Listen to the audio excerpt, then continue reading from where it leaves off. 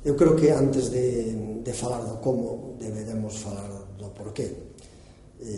O porqué sempre é máis difícil. Neste caso eu non sei por que empecé a escribir.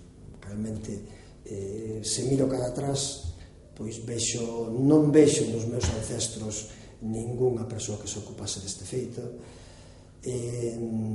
Non teño na miña casa unha biblioteca a que acudir. E seguramente pois en todos os que me rodeaban da familia pois ninguén contaba contos.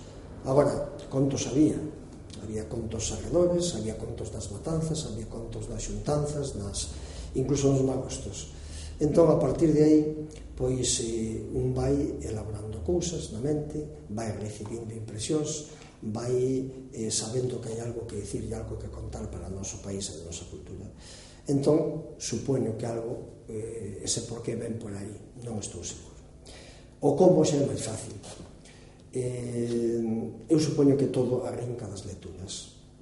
É dicir, lese moito, eu lin de pequeno todo o que chegaba, cousas boas, cousas malas, cousas peores, pero, bueno, seguramente todo deixou unha pegada en min.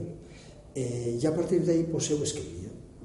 Teño seguramente os caixós cheos de libretas, de anotacións cando ainda non había ordenadores, teño os caixós cheos de certas novelas, noveliñas e que faceres literarios, ata que unha vez pois se me ocorriu presentar, xa con certos anos, xa con certa carga tanto de lecturas como de contos escoitados, presentaron un premio literario, unha das miñas obras.